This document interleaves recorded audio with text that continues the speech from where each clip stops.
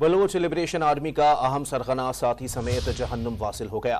Security forces کے کالعدم BLA کے دہشت گردوں کے خلاف انٹیلیجنس آپریشن میں اہم دہشت گرد صدام حسین مسلم ہلاک کر دیا گیا۔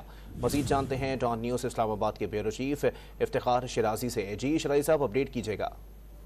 جی بالکل، ISPR کی جو پریس ریلیز جاری ہوئی ہے اس کے مطابق بھی بتایا گیا ہے کہ عبد المجید بریگیڈ کا یہ ایک اہم کمانڈر تھا بلوچ لبریشن آرمی کا، کہ جو صدام حسین مسلم اس کا نام تھا اور یہ گرو کے نام سے بھی جانا جاتا تھا۔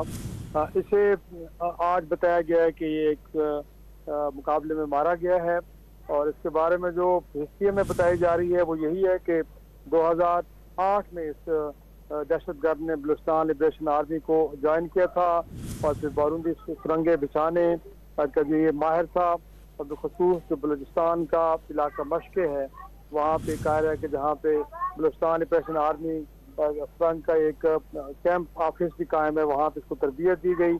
2014 میں اس کے بارے میں بتایا جا رہا ہے کہ باقاعدہ طور پہ شمولیت اختیار کی، اور 2017 میں ضلع کیش میں خفیہ تربیتی کیمپ کا کمانڈر مقرر ہوا۔ 2021 میں اسے مقامی کمانڈر بنایا گیا، اور 2016 سے لے کے اب تک یہ کئی دہشت گردی کارروائی میں ملوث پایا گیا ہے، جس میں 131 معصوم لوگوں کی جانیں لی گئیں اور سیکورٹی فورسز پر حملوں میں ملوث تھا۔